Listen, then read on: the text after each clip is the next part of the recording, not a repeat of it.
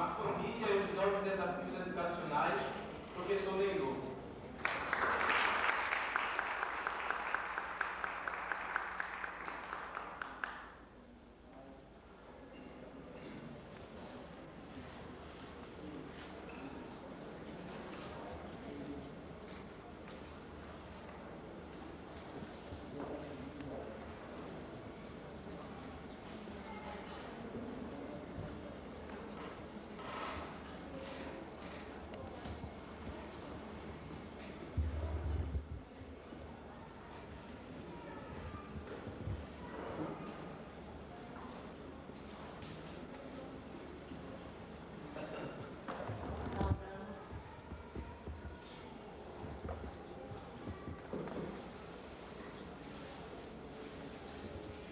Saudamos a todos os nossos irmãos aqui presentes. Vamos fazer a leitura de uma mensagem de Meimei, nosso irmão espiritual Meimei, tua bênção. Não te queixes de cansaço na tarefa que Deus te confiou, um filho a orientar, um lar manter, o bem construir ou algum princípio nobre a definir. Recorda aqueles companheiros do mundo que suspiram por ligeira parcela das possibilidades que te enriquecem a vida. Os que anseiam por movimentos livres e jazem para cruzar o mercado.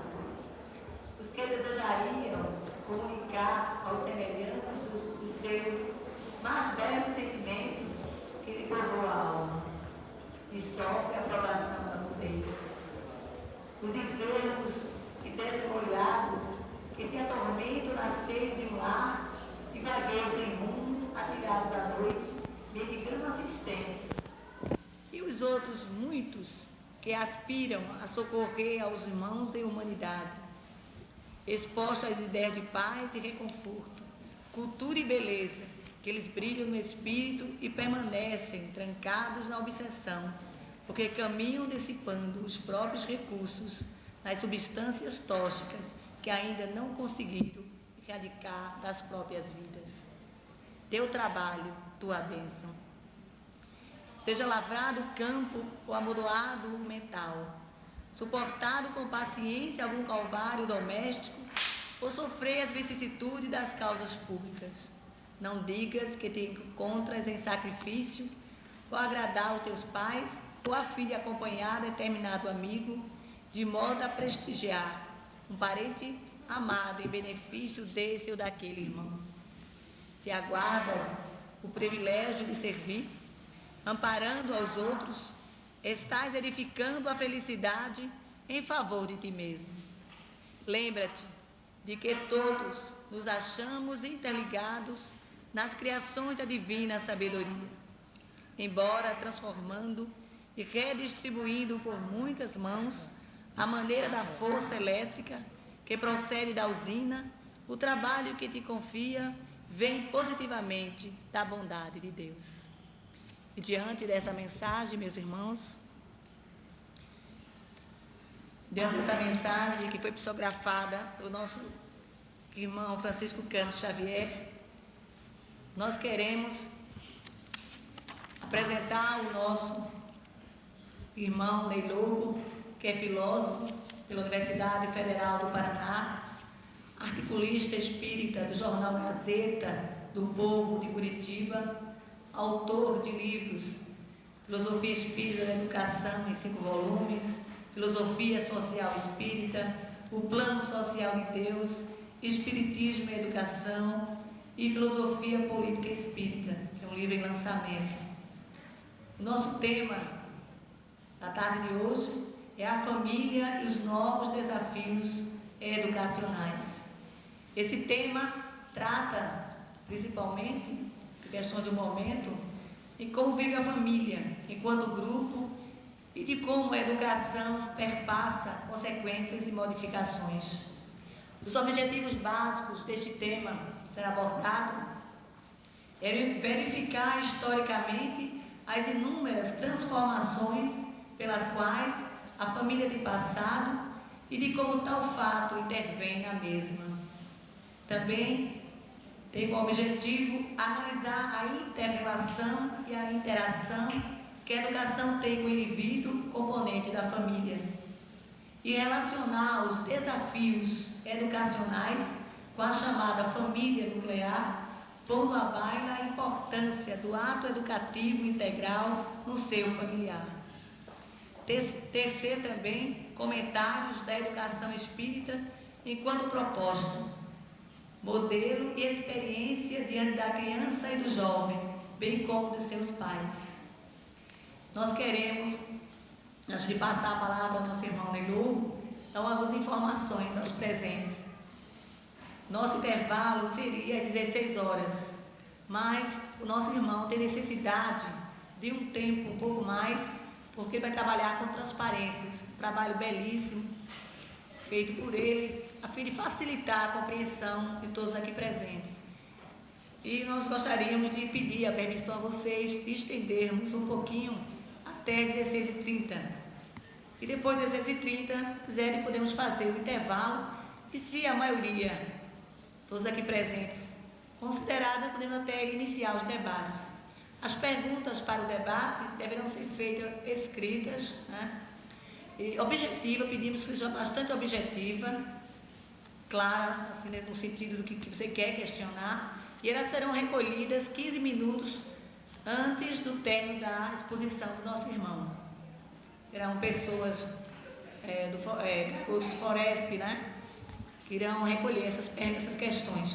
Então, nós informamos que pedimos, seja por escrita, objetiva, direta, porque nosso irmão irá responder, e se for assim, nós teremos condições de atender e responder as questões de todos. E nesse instante, nós vamos passar a palavra ao nosso irmão Nelu, para que ele possa dar início aos trabalhos expositivos dele. Eu acho que está. Obrigada.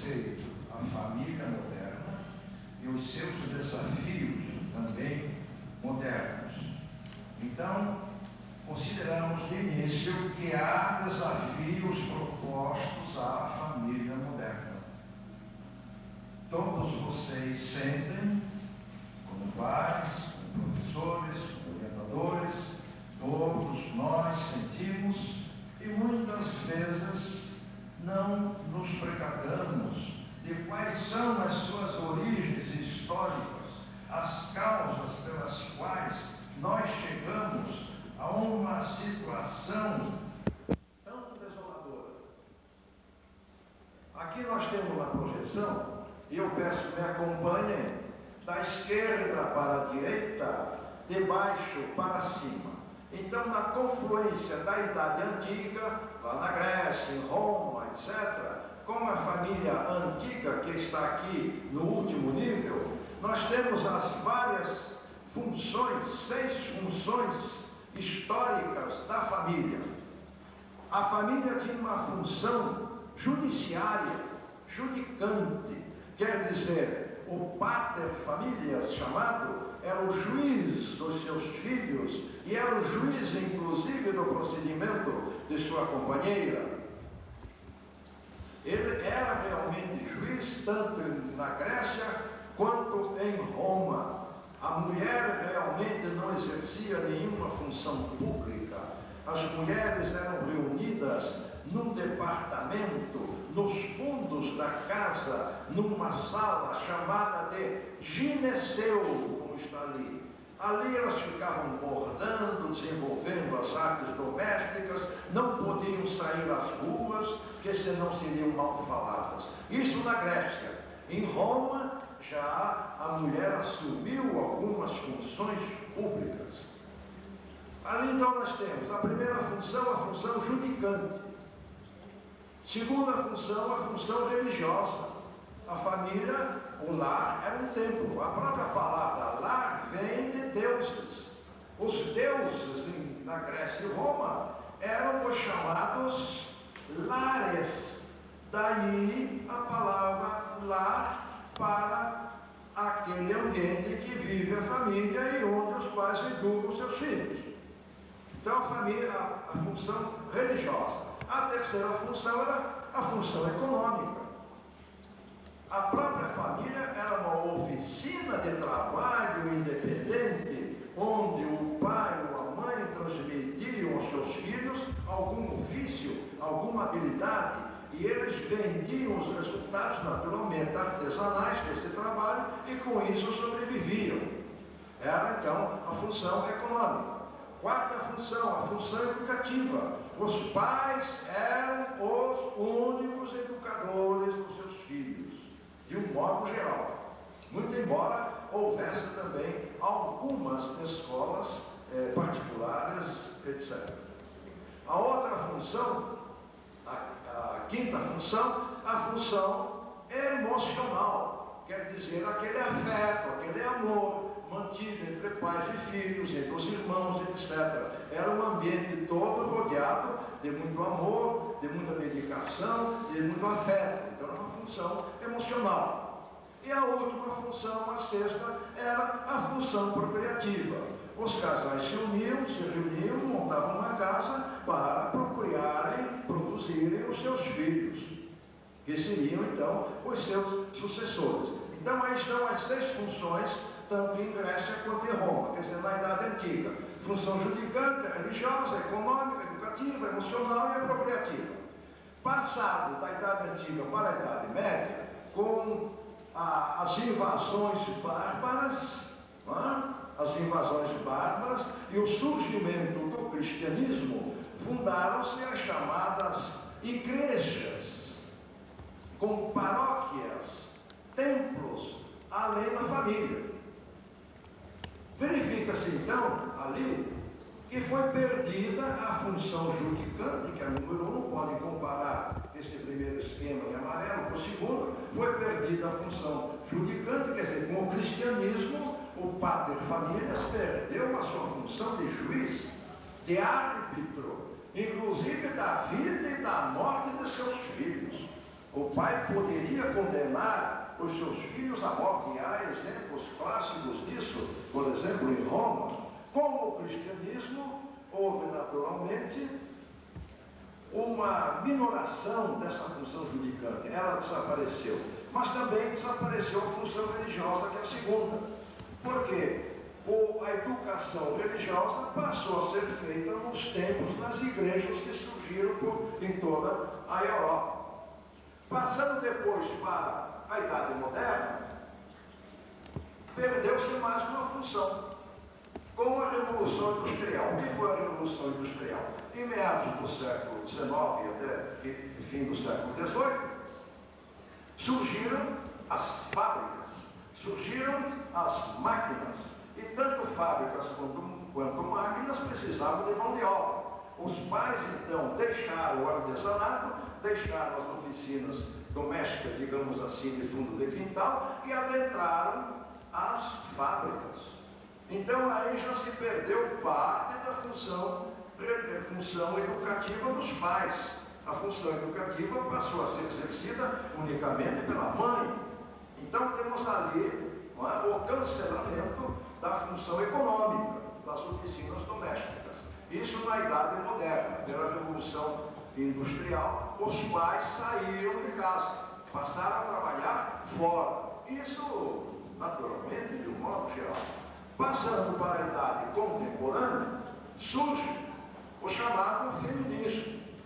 Então cai a quarta função, que é a função educativa, porque a mulher passou a profissionalizar-se, a trabalhar fora. O pai passou a trabalhar fora antes, na Revolução Industrial, e a mãe passou a trabalhar fora já na idade doméstica. E aí surgiram as grandes patologias sociais, as doenças endêmicas da própria sociedade. Ficaram apenas o quê? Na idade contemporânea, que é a nossa, a quinta e a sexta função. A função emocional do amor, que continuou entre pais e filhos, entre irmãos, etc. Né? E a função procriativa, que é aquela que propaga a própria espécie, que jamais poderá ser dispensada. Essas duas funções foram as únicas que continuaram na idade contemporânea. É verdade que há função educativa ainda na idade contemporânea, mas perdeu parte da sua eficácia. Ora, imaginemos então a idade futura, aquela interrogação lá em cima à direita, idade futura. Qual é a diferença para a idade contemporânea? É a necessidade da reconstituição da quarta função, que é a função educativa da família. E este é o grande reto da idade moderna. Ela perdeu quase toda a sua função educativa.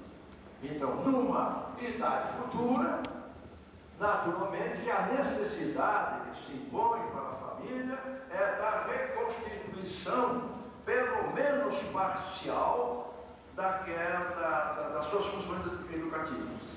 É o que todos nós sentimos. Como conciliar isto, permanecendo a mulher fora do lar? Existe uma solução outra que eu li em alguns departamentos no sul da França.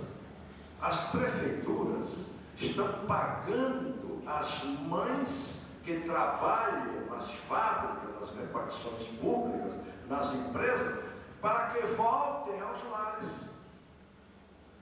Elas recebem um salário para voltarem ao lar e continuarem a educação doméstica dos seus filhos. É uma solução muito parcial em alguns departamentos no sul da França. Perdeu tanto a função educativa, a família, que também li e estudei um levantamento feito em Londres, muito recentemente, questão do começo deste ano, feito então um levantamento que chegou à seguinte conclusão: em média, os pais londrinos dedicam aos seus filhos por semana, em média, repetindo, 40 segundos. Não é 40 minutos, 40 segundos. Ele perdeu completamente o contato com os filhos. Pode ser uma situação típica e apenas de Londres. Não se sabe a extensão dessa situação para o resto da Inglaterra, para a Europa, América, Ásia, etc. Não se sabe. Mas esse levantamento foi feito, estatisticamente. 40 segundos por semana os pais dedicam aos seus filhos. Quer dizer, quando o pai chega em casa, a mãe também que trabalha, os seus filhos já estão dormindo, e mesmo no fim de semana, talvez num piquenique, algum contato, etc, etc. Muito eventual. Pois então, dá-se então o esvaziamento progressivo da função educativa dos lares, causas sociais e consequências educativas domésticas. No século XVIII, vejam aqui, na mesma ideia, de baixo para cima, da esquerda para a direita, vamos compreender melhor, detalhadamente, essa situação crescente. Século XVIII e XIX, mobilização intensa da mão de obra e sua proletarização. Os homens tornam-se proletários nas fábricas, na chamada Revolução Industrial, o capitalismo nascente, chamado também de selvagem, o abandono do campo. As próprias populações campesinas vieram para as cidades. E o abandono dos lares rurais do campo. Isso tudo produto da Revolução Industrial. Pais, mães, filhos deixam o lar e passam a trabalhar nas fábricas, de um modo geral. Prosseguindo no outro esquema, 1914 e 18, o que houve nesse período de 4 anos? A Primeira Guerra Mundial. Milhões de pais vão para as linhas de combate deixando seus lares. Milhões perecem e não voltam. E o que acontece? Milhões de mães deixam seus lares, novamente deixam seus lares para ocupar as posições de trabalho dos homens que não voltaram da guerra. E ocupando essas posições de trabalho, tanto durante os 4 anos, quanto prosseguiram depois das pessoas que não voltaram, elas revelaram uma capacidade até então ignorada de substituição dos homens naquelas funções. Revelaram a sua inteligência, a sua capacidade, a sua proficiência, e lá se acomodaram e lá ficaram. Mas com isso também perderam a função, parte da função educativa. Em 1939 e 1945, o novo fenômeno, com a Segunda Guerra Mundial, muitos milhões, até muito mais, porque em 14 e 18, convocados para a guerra e deixam seus filhos no lar. Milhões de mães novamente ocupam as fábricas e empresas para o reforço de guerra e milhões de famílias refugiadas e desabrigadas. Esses acontecimentos se deram logo após a Guerra Mundial. No século XIX e XX, a universalização da educação e das escolas. Quer dizer, proliferaram as escolas em todo o mundo. Surge o feminismo, porque as mães, as moças, também adentraram as escolas, fizeram concurso para as universidades, foram muito satisfatório o cumprimento desse dever como estudantes que foi, e, naturalmente, a profissionalização da mulher, que passa a trabalhar nas empresas. E dividem elas, essas mães, os seus cuidados entre a empresa e os filhos.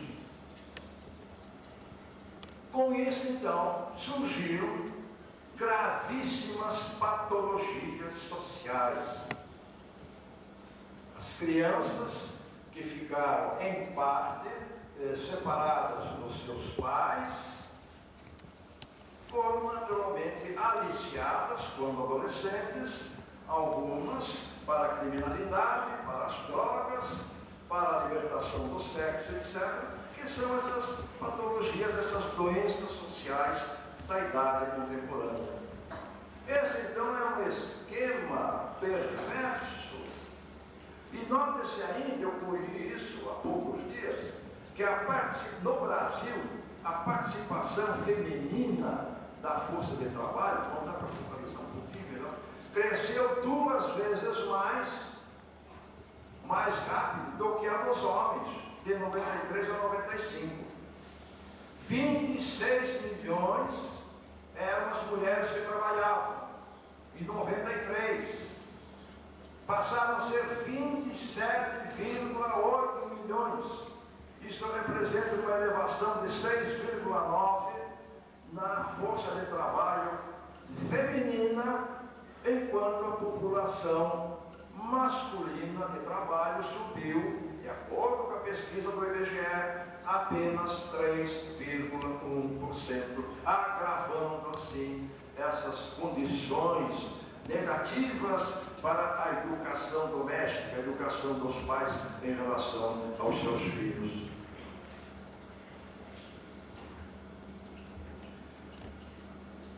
Educação doméstica na família contemporânea. O domus, essa expressão domus, vem do latim, quer dizer a casa, o domicílio, a morada, mas representa também lá à direita a família, a escola, que deve ser o lar, e a O que aconteceu? Naturalmente que esses dons, não estamos aqui colocando em nenhuma época, muito menos na época contemporânea, a família representa magistrais, excelentes e reais oportunidades da educação doméstica.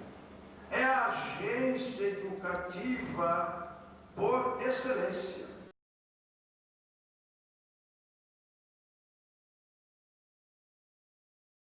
Os mestres que são os pais e os seus alunos que são os filhos. O permanente encontro de pais e filhos, durante as 24 horas do dia, provavelmente. O ensejo do exemplo em todos os momentos, em todas as oportunidades, se encontram pais e filhos, tirando naturalmente as condições negativas às quais eu já me referi. O amor recíproco entre pais e filhos. Tudo isso facilita a educação doméstica, em princípio, mas não na efetividade. A família representa isso. Todas essas condições que nenhuma outra agência educativa apresenta. A constante convivência, o permanente encontro, o ensejo do exemplo e o amor recíproco entre pais e filhos.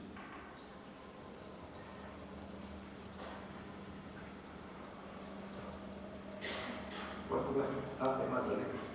Ainda mais, faltou ali, no final, a autoridade natural dos pais. Por exemplo, um professor num colégio, numa escola, não tem uma autoridade natural, biológica, digamos.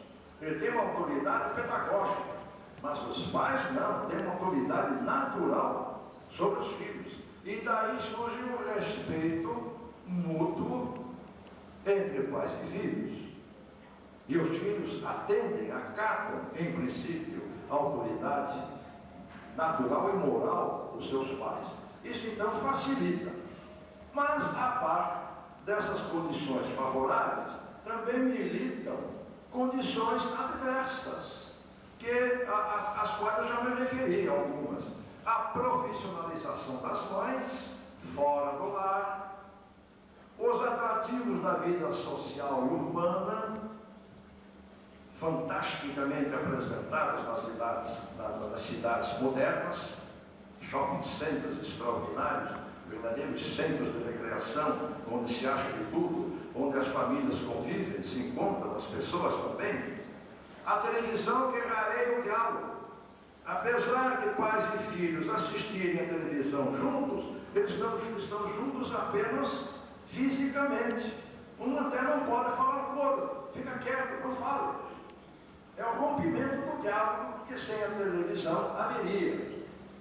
Rareia o diálogo. As crises financeiras da Idade Moderna, criando assim o mau humor dos pais. Não há pai ou mãe que chegue em casa, estafado no trabalho, à tarde, à noite, e não venha com um certo bom humor devido às insatisfações salariais que hoje avassalam o mundo inteiro. As graves patologias sociais às quais já me referi, a abdicação do dever de corrigir os filhos, o mau entendimento da pedagogia doméstica, aqueles pais que se furtam a corrigir, dizendo eles para não comprometer a liberdade dos seus filhos. A invasão dos lares pela profusão das imagens da televisão, quem pode se contrapor a isso, causando às vezes muitos constrangimentos na presença entre pais e filhos que assistem. A impossibilidade do apoio da escola. Poderia então o lar, a família, valer-se do apoio